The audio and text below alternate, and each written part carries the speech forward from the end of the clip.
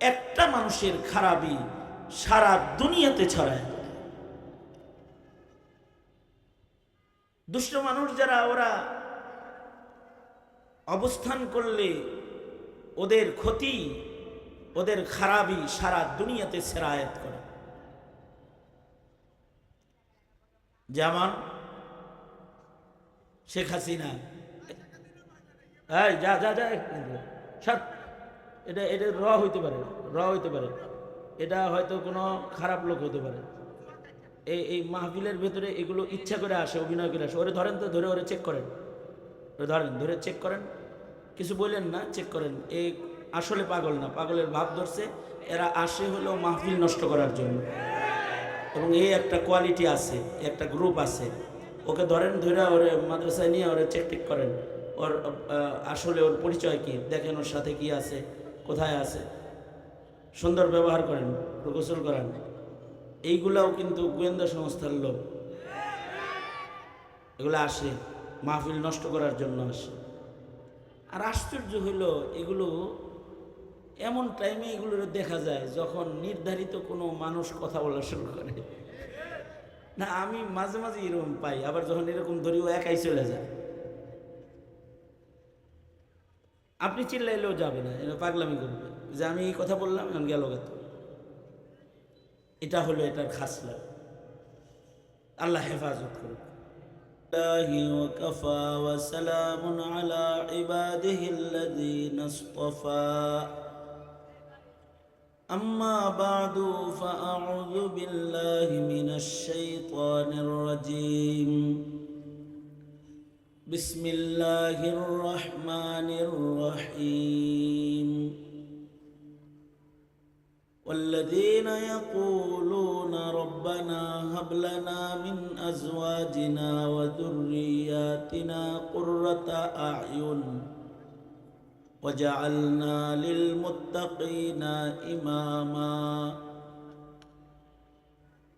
وقال النبي صلى الله عليه وسلم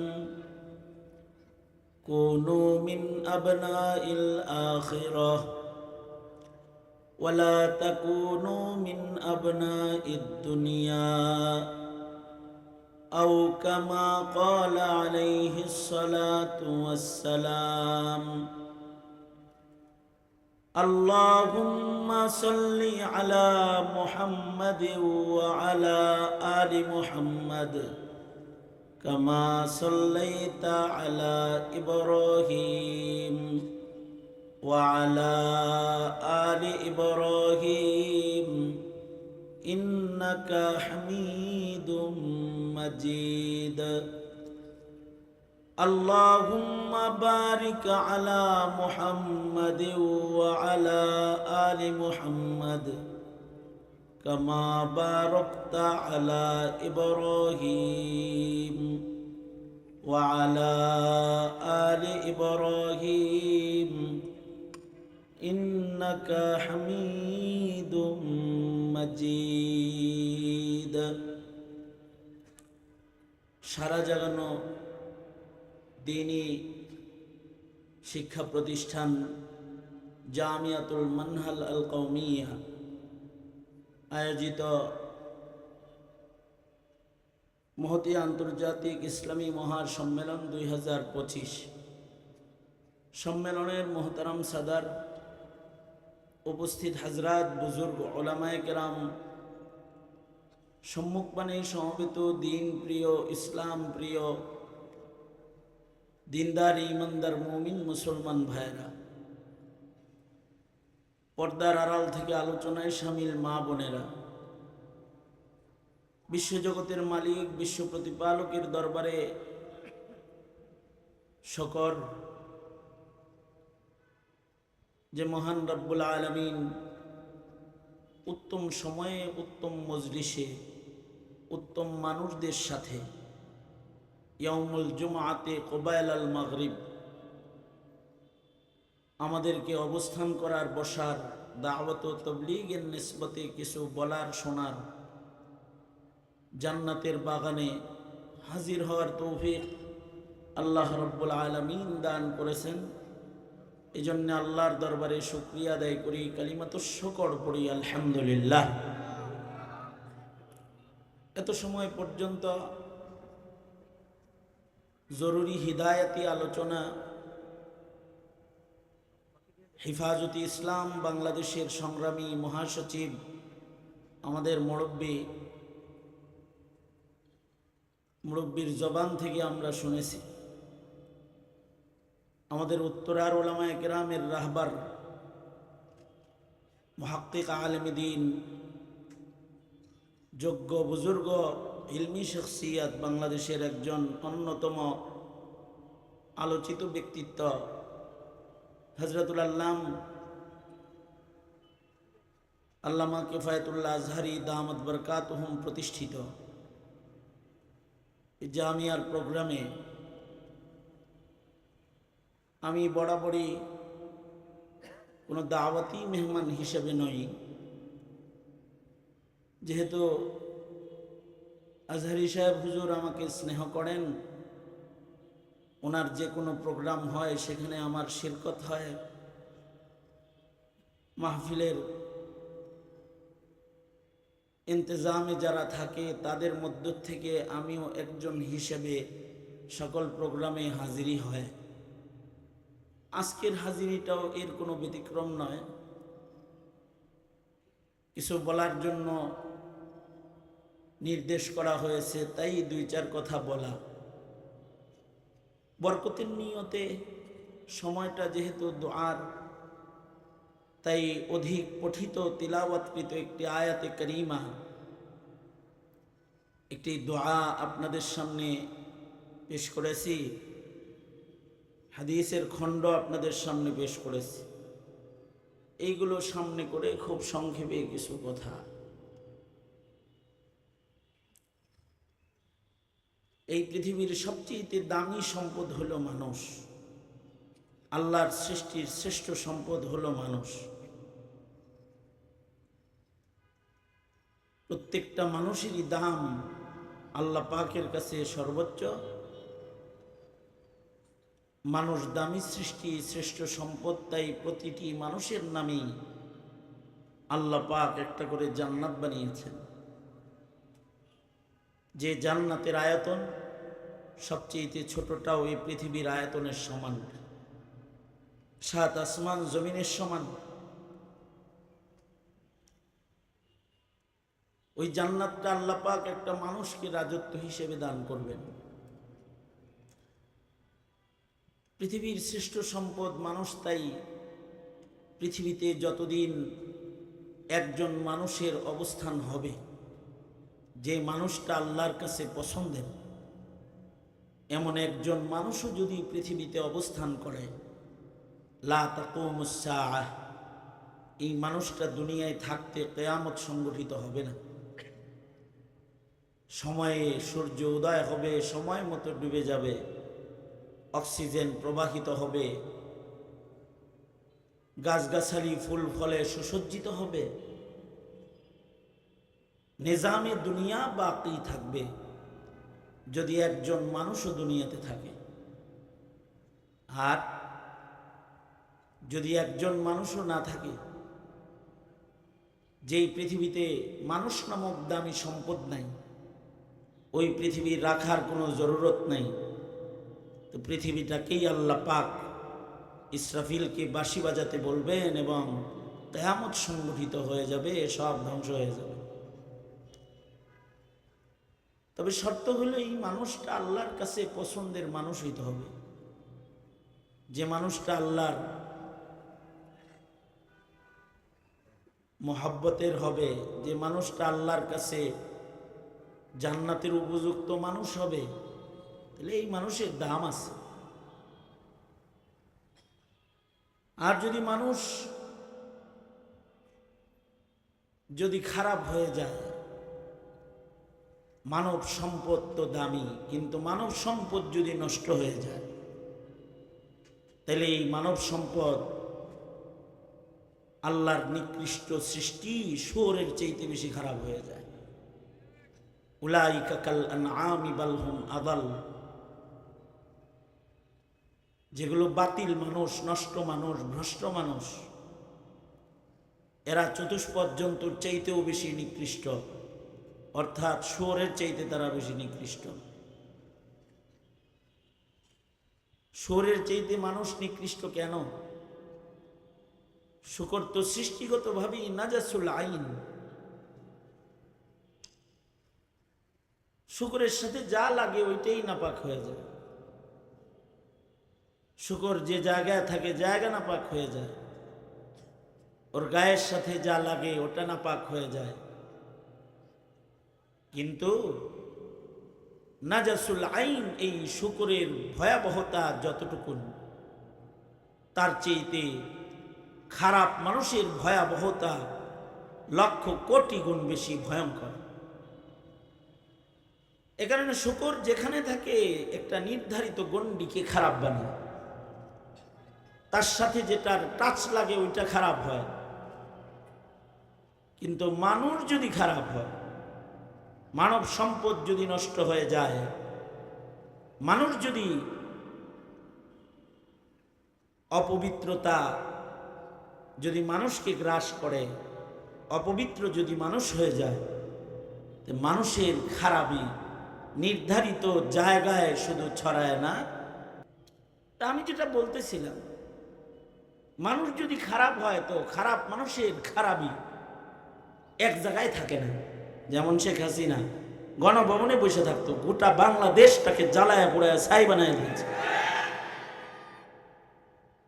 নাস্তিক মুরতাদ যেগুলো আছে ওগুলো জায়গায় বসে থাকে, বন্ধ ঘরের ভেতরে কলম ধরে বসে থাকে। ওদের এই কলমের খোঁচায় সারা দুনিয়াতে ওদের কলম পড়ার মতো মানুষ যেখানে যেখানে থাকে ওদের ক্ষতি তাদের ভেতরে ছড়াইতে থাকে। খারাপ মানুষ বড় ভয়ঙ্কর। দেখেন না, বুবু শেখ হাসিনা বুবু, উনি দেশে নাই, আছে উনি ইন্ডিয়াতে, এখনো ওনার যন্ত্রণায় কিন্তু শঙ্কিত সবাই, উৎকণ্ঠা একটা। কেন? কেউ যদি দুষ্ট হয় তো দুষ্ট মানুষের আসার এটা নির্ধারিত জায়গায় ছড়ায় না, এটা কখনো কখনো একজন খারাপ লোকের খারাপই সারা দুনিয়াকে বরবাদ করে ফেলে। এ কারণে উলাইকা কাল আনআম বাল হুম আযাল, শুয়োরের নাপাকিটা তো নির্ধারিত জায়গায় ছড়ায়। কিন্তু মানুষ যদি শুয়োর হয়ে যায়, মানুষ যদি বেঈমান হয়ে যায়, মানুষ যদি নাপাক হয়ে যায়, মানুষের খারাপিটা সারা দুনিয়ায় ছড়ায়। আবার মানুষ যদি ভালো হয়, একটা ভালো মানুষ সারা দেশের জন্য যথেষ্ট হয়।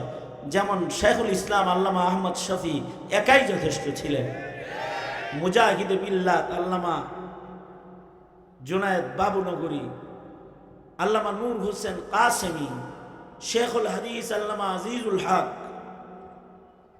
মুফতি ফজলুল হক আমিনী রাহিমাহুমুল্লাহ, এই যে মানুষগুলো, হাফিজি হুজুর রহমতুল্লাহ আলাই, ওনাদের আদর্শিক জীবন গোটা দেশের জন্য যথেষ্ট ছিল। মনে রাখতে হবে এই মানুষগুলা কিন্তু গাছে ধরে না। মানুষ যে জন্মায় মানুষের ঘরেই মানুষ জন্মায়।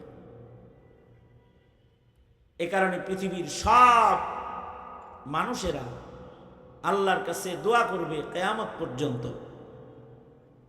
যে তার ওরসে, তার খানদানে খারাপ মানুষ যেন জন্মগ্রহণ না করে। এটা আল্লাহর কাছে বলবে। কারণ মানুষের ঘরে যে মানুষ জন্ম হয়, সন্তান সন্ততি হয়, এই সন্তান দেয় কে? আওয়াজ করে বলেন, তাওয়াজ্জু এইদিকে রাখেন। মানুষের ঘরে সন্তান তো বুঝে থাকলে জোরে আওয়াজ করে বলেন, বাবার দরবারে, খাজার দরবারে, মাজারে অথবা কোনো জায়গায় কি সন্তান পাওয়া যায়? সন্তান কে দেয়? আল্লাহ দেয়। আল্লাহ যেহেতু সন্তান দান করেন, এই সন্তানটাই ভালো হলে এটা হবে শাইখুল ইসলাম আল্লামা আহমদ শফি। আর এটা যদি খারাপ হয় এটা হবে মুরগি চোরা শাহরিয়ার অথবা কবির চৌধুরী অথবা তসলিমা নাসরিন হয়ে যাবে। সুতরাং এই যে সন্তানটা ওরসে আসবে, এই সন্তানটা কেমন আসবে এইটা আল্লাহর কাছে কামনা করা, যে আল্লাহ আমাকে কিন্তু দুষ্ট সন্তান আপনি দিয়েন না। কোন শব্দে আল্লাহর কাছে চাইব, আল্লাহ পাক দয়া করে সেই শব্দটাও শিখাইয়া দিয়েছে। আল্লাহ বলেন আল্লাযীনা ইয়াকুলুনা রব্বানা হাবলানা রব্বানা হাবলানা মিন আজওয়াজিনা ওয়া যুররিয়াতিনা কুররাতা আ'য়ুন ওয়াজআলনা লিল মুত্তাকিনা ইমামা। আল্লাহ বলেন আমার পছন্দের বান্দারা এভাবে আমার কাছে বলে, তারা বলতে থাকবে আল্লাহ আপনি আমার বিবেক থেকে আমার খানদানে আমার নসলের মধ্যে আমাকে ভালো মানুষ দান করেন, এমন মানুষ দান করেন যা দেখলে চোখ জোড়াবে, দিল ঠান্ডা হবে। কুররাতা আ'য়ুন, এমন মানুষ দান করেন যে হবে মুত্তাকিনদের সর্দার ইমাম। তার মানে হলো ওগো আল্লাহ যে সন্তান আমার চক্ষুকে রোদন করাবে এমন সন্তান আমাকে দিয়েন না। ওগো আল্লাহ এমন সন্তান আমাকে দিয়েন না যে সন্তান আমাকে পেরেশান বানাবে।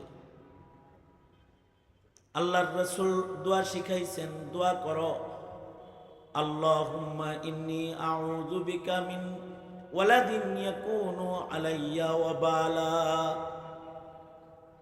যে সন্তান আমার জন্য বোঝা হইব, মুসিবত হইব, আযাব হইব, এমন সন্তান আমাকে দিয়েন না আল্লাহ। সন্তানের কারণে পিতামাতা দুনিয়াতে প্রশংসিত হয়, বরজখে তারা নিয়ামত প্রাপ্ত হয়, আর হাসরে সন্তানের কারণে মর্যাদার আসন পাবে। ঔরসের একটা সন্তান যদি ভালো হয় তাহলে দুনিয়াতে সন্তানের কারণে মা বাবা সুখী হয়ে যায়, গর্বিত হয়, ইজ্জত পায় দুনিয়াতে।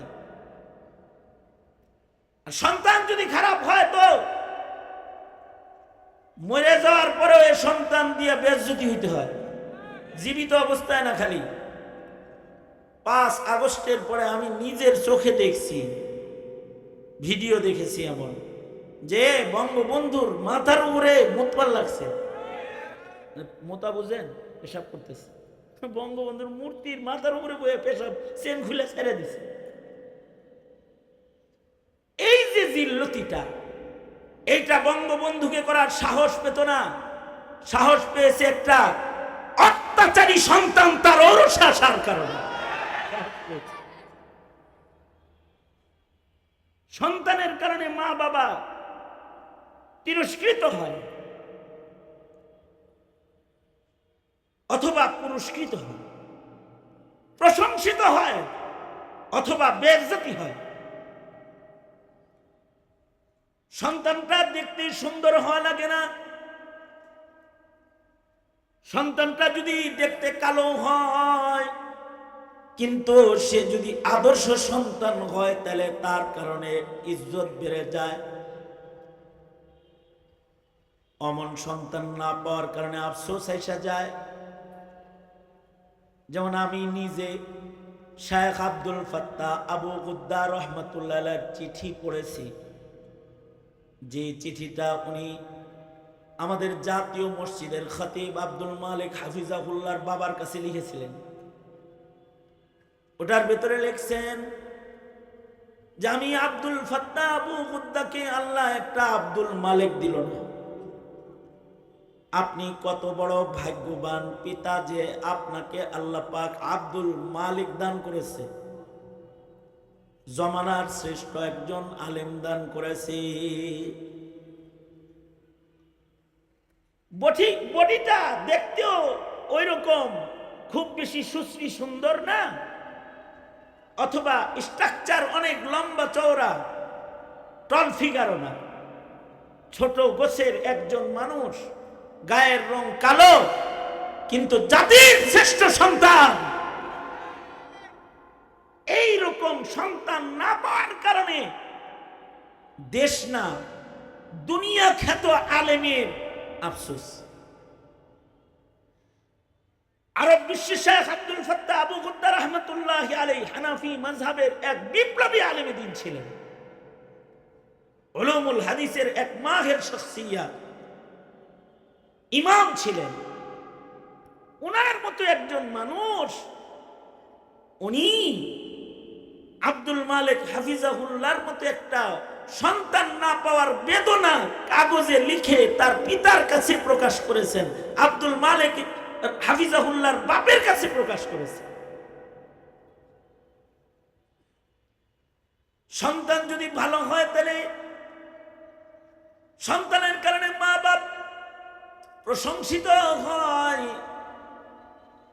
ঘর দুয়ার বিল্ডিং যদি নাও হয়, ভাঙ্গা ঘরেও যদি রয়, ওরসে যদি একটা ভালো সন্তান হয়, ঘরের সামনে দিয়ে মানুষ যায় আর বলে বৃষ্টি এলে ঘরের ভেতরে পানি পড়ে, কিন্তু এই ঘরে আল্লাহ তাআলা দুইটা রত্ন দান করেছে, একটা রত্ন দান করেছে। আর যদি অট্টালিকার ভেতরেও বসে থাকি, সন্তান যদি খারাপ হয়, তাহলে পিতা মাতা সন্তানের কারণে তিরস্কৃত হয়, গালি খায়, আর বলে চান্দাবাজের বাপ, বলে সন্ত্রাসীর পিতা, খুনির পিতা, অত্যাচারীর পিতা।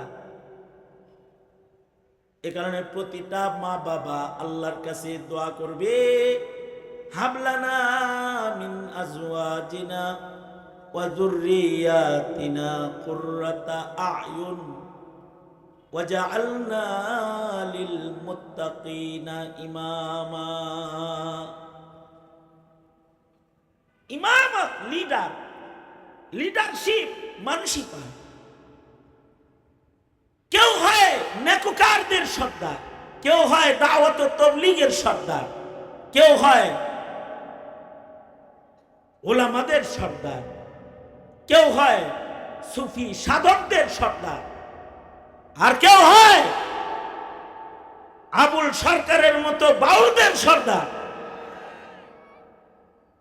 কেউ হয় নাস্তিকদের সর্দার,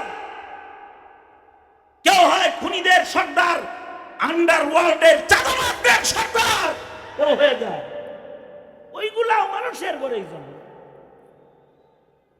এজন্য মানব জীবনের একটি গুরুত্বপূর্ণ দোয়া এটা, যে মানুষ দোয়া করবে, আল্লাহ আপনি আমাকে খারাপ সন্তান আমার বংশে খানদানে দিন না। খানদানে যদি ন্যূনতম একজন হাফিজুল কোরআন হয়,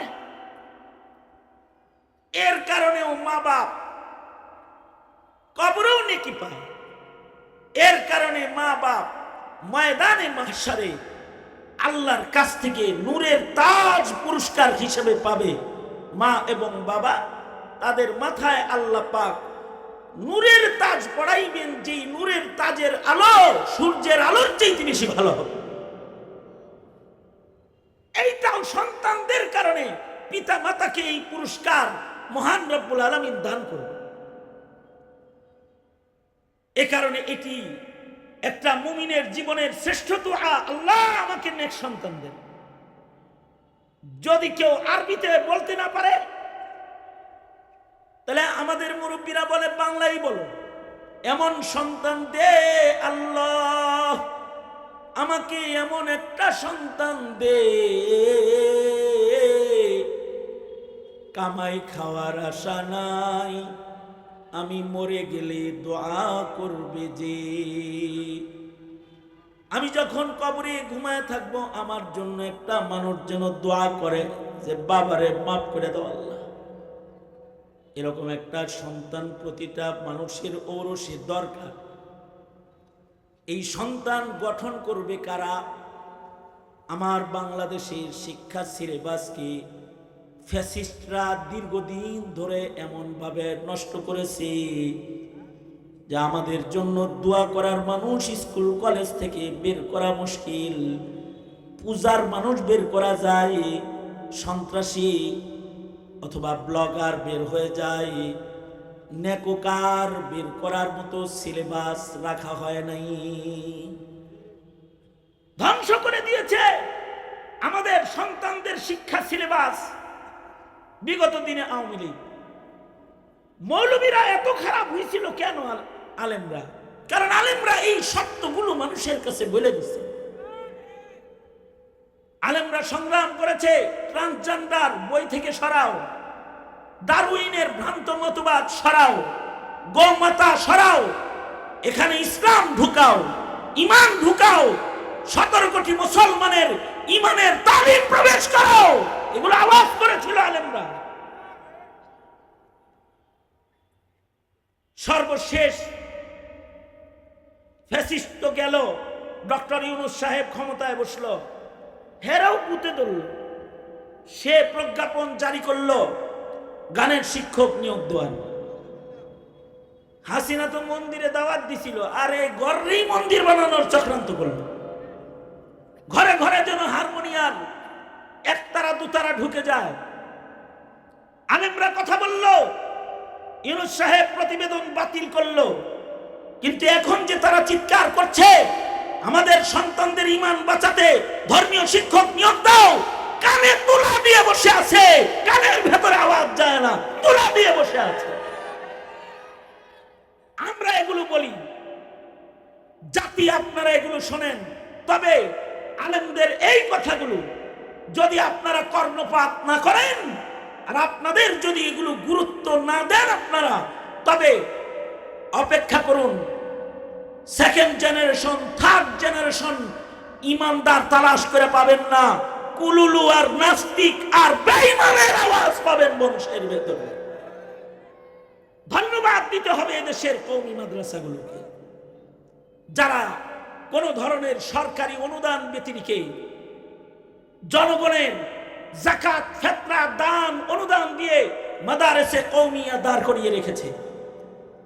মাদারেসে কওমিয়া দাঁড়িয়ে আছে বিদায়ী সত্য বলার মানুষ আছে, মাদারেসে কওমিয়া আছে বিদায়ী হকের কথা বলার জবান আর কণ্ঠ আছে, মাদারেসে কওমিয়া আছে বিদায়ী শাপলা চত্বরে রক্ত দিয়ে নবীর ইজ্জত রক্ষা করার কাফেলা আছে, মাদারেসে কওমিয়া আছে বিদায়ী বিপ্লবী স্লোগান ময়দানে আছে। এই প্রত্যেকটি মাদ্রাসা হলো, হাকিমুল উম্মত থানভী বলেছেন, প্রত্যেকটি মাদ্রাসা হলো হেফাজতে আওলাদ মুসলিমিন। মাদ্রাসা কোনো সন্ত্রাস শিক্ষা দেয় না, মাদ্রাসা কোনো দাঙ্গা ফাসাদ শিক্ষা দেয় না, গাড়িতে আগুন দেওয়া শিক্ষা দেয় না, তবে মাদ্রাসা দিনের জন্য জীবন দিতে হয় এটা অবশ্যই শিক্ষা দেয়, যে জীবন দিবা কিন্তু দিন বাঁচাইবা। আর জাতিকে কিভাবে দিনদার বানাতে হবে তার শিক্ষা দেয়। সুতরাং এই মাদ্রাসাগুলো যারা প্রতিষ্ঠা করেন এরা সমাজের জন্য বুঝে না, এরা হলো সমাজের সংস্কারক, এরাই সমাজের সংস্কারক। সুতরাং মাদারিসে কওমিয়ার সাথে থাকবেন কেন? খানদানের ভেতরে নেক সন্তান জন্ম হওয়ার আশা।